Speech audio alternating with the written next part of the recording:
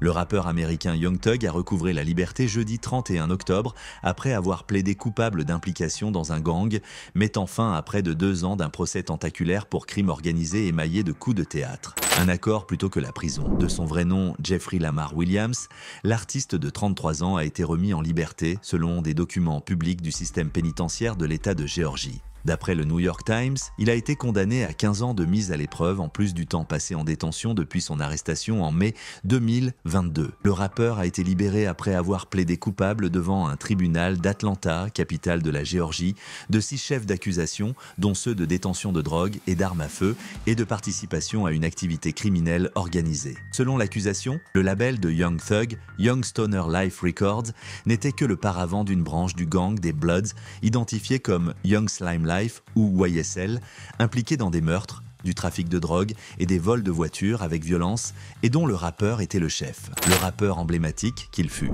L'arrestation en mai 2022 de l'interprète de Best Friend, Otuchek, couronné d'un Grammy Award en 1919 comme co-auteur de la meilleure chanson de l'année, This Is America, avait été un choc pour l'influente scène hip-hop d'Atlanta. Il avait été inculpé parmi 28 autres personnes accusées d'appartenir au gang. Né le 16 août 1991, Young Thug a grandi dans une banlieue pauvre d'Atlanta, cette ville du sud-est des États-Unis. Devenu centre névralgique du rap ces dernières années, adolescent, il s'imagine déjà en futur Lil Wayne, une autre star du rap du sud des États-Unis qu'il idolâtrait avant de devenir l'un de ses amis, puis l'un de ses rivaux. Avec ses rimes déroutantes et ses mots brouillés, il s'impose comme l'un des plus emblématiques représentants du courant de la trappe. Young Thug a collaboré avec les plus grands noms du rap et de la pop, de Drake à Travis Scott, en passant par Dua Lipa, Justin Bieber ou encore Elton John. Ses chansons comme pièces à conviction. Les procureurs s'appuient pour preuve sur des paroles de certaines de ses chansons. Déjà son nom, Young Thug, signifie « jeune voyou ». L'accusation a décortiqué également celle d'un autre rappeur, Gunna, le protégé de l'accusé qui a passé un accord de plaider coupable,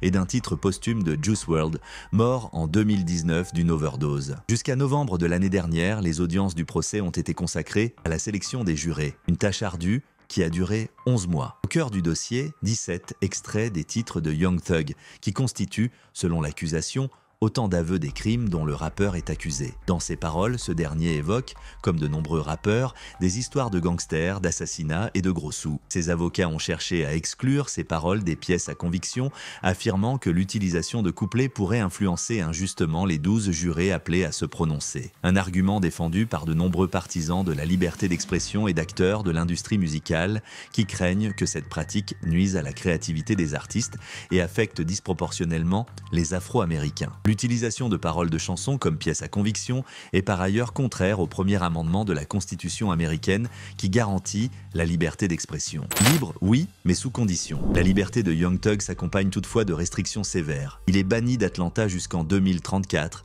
et ne pourra entrer en contact avec des membres de gangs, à l'exception de Gunna et de son frère. De plus, il a l'obligation de participer à 4 concerts par an contre la violence des gangs, un moyen de mettre son influence au service de la paix. Le rappeur est autorisé à voyager dans le monde et à faire de la musique, mais il lui est strictement interdit de promouvoir la culture gang. Ces conditions marquent un nouveau chapitre dans la carrière de Young Thug qui pourrait bien rebondir après cette épreuve marquante. La culture de la trappe et du gangsta rap sur la société. La trappe, née dans les quartiers d'Atlanta, est devenue bien plus qu'un genre musical, elle incarne une culture, une identité. À l'origine, dans les années 90, la trappe faisait écho à la dure réalité des rues d'Atlanta, un monde rythmé par la survie et la résistance. Avec ses rythmes sombres, ses basses profondes et ses rimes crues, la trappe est devenue un moyen d'expression pour des artistes souvent issus de milieux précaires. Young Thug, comme tant d'autres, y a trouvé sa voie, transformant son histoire personnelle en art. Au fil des années, ce style a dépassé les frontières de l'Atlanta underground pour devenir un phénomène global, influençant même la pop et attirant des collaborations avec des stars de tous horizons. Mais entre fiction et réalité, la ligne reste mince. Les paroles de la trappe, souvent marquées par la violence, le trafic et la vie de gang interrogent sur ce qui est un simple storytelling et ce qui reflète vraiment la vie des artistes. Pour beaucoup, le rap est un miroir de leur expérience, un moyen de témoigner des défis de leur jeunesse et des choix difficiles qui s'imposaient à eux. Pourtant, cette authenticité brutale pose une question complexe. Où commence l'art et où finit la vie réelle? Pour certains fans, la street cred des rappeurs et leurs paroles réalistes renforcent leur image de héros. Mais pour d'autres, elle risque de glamouriser la violence, même si les artistes eux-mêmes insistent sur le fait qu'ils racontent leur histoire sans incitation. Cette influence soulève également des débats plus profonds sur l'impact de la trappe sur la jeunesse et sur la communauté afro-américaine. Certains affirment que ces paroles participent au renforcement de stéréotypes dangereux et que la violence verbale peut nourrir une image négative et limitée de cette communauté. D'autres, au contraire, soutiennent que cette musique donne une voix puissante à des gens trop souvent marginalisés et offre une plateforme pour exprimer des luttes que la société préfère ignorer. Le débat juridique autour des paroles de rap comme preuve au tribunal. Imaginons-nous un instant dans un tribunal. Dans la salle, le visage d'un rappeur est projeté en grand. Ses chansons, criantes, d'une colère qui a pris racine dans les rues, résonnent comme des balles tirées en l'air. Mais cette fois, ce ne sont pas les fans qui écoutent, ce sont des juges, des avocats et des jurés qui n'ont peut-être jamais mis les pieds dans les quartiers qu'il décrit. Là, chaque mot est analysé, disséqué, interprété. Cette salle de tribunal n'est pas une salle de concert, mais les paroles sont maintenant des pièces à conviction,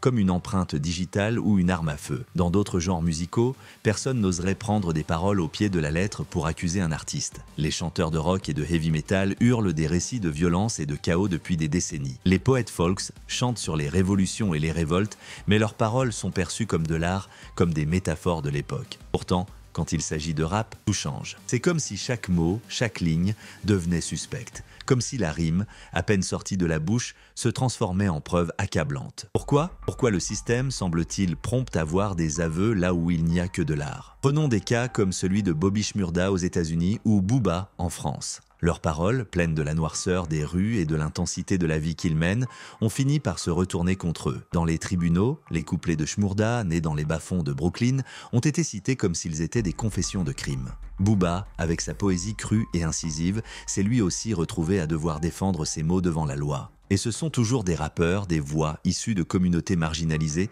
qui semblent devoir se justifier d'avoir raconté leur réalité avec brutalité. Après, il y a le premier amendement, le même amendement qui garantit la liberté d'expression en Amérique, censé être le rempart ultime pour protéger la voix des artistes. La Constitution américaine, dans toute sa gloire, promet la liberté d'exprimer ce qui est beau, ce qui est vrai, mais aussi ce qui dérange, ce qui choque. Pourtant, ces procès créent un précédent inquiétant. L'art, quand il est en rime et en beat, semble perdre son droit d'être interprété comme de la fiction.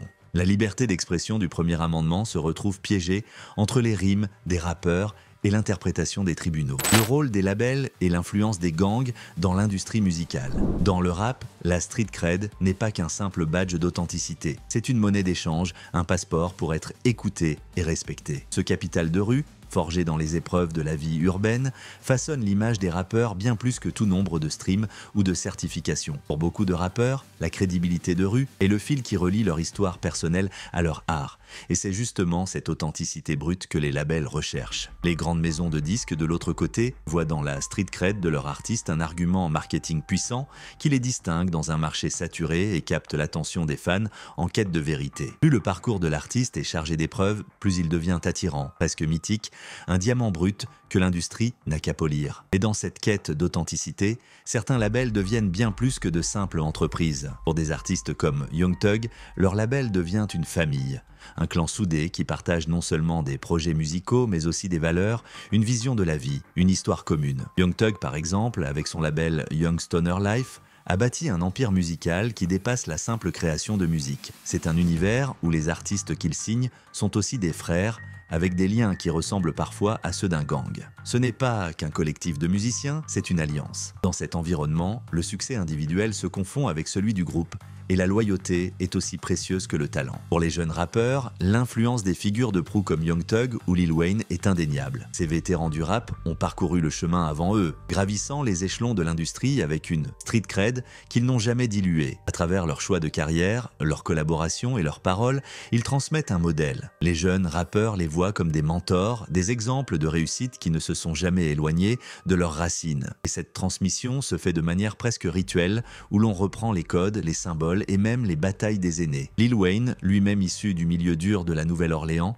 a incarné une voie que Young Thug a suivie et, à son tour, il inspire la génération suivante. C'est une sorte de lignée où chaque rappeur se nourrit des récits, des victoires et des défaites de ceux qui l'ont précédé, perpétuant un cycle où l'influence des grands se répercute sur chaque nouveau morceau, chaque nouvelle alliance, chaque nouvel artiste. Les conditions de liberté surveillées impactent sur la carrière de Young Thug et au-delà. La liberté retrouvée de Young Thug n'est pas sans chaîne. Sous une liberté surveillée rigoureusement encadrée, il est banni d'Atlanta, la ville qui a façonné son identité artistique jusqu'en 2034. Cet exil de sa propre scène est une sanction lourde pour un artiste dont le succès et l'influence sont étroitement liés à cette ville, épicentre de la trappe. Ce bannissement le force à se reconstruire ailleurs, à adapter son image loin des racines qui l'ont fait connaître. Pour un rappeur si lié à Atlanta, cette absence pourrait changer la perception de son authenticité auprès de ses fans, mais aussi altérer son influence directe sur la scène locale. De plus, il est désormais contraint de participer à 4 concerts annuels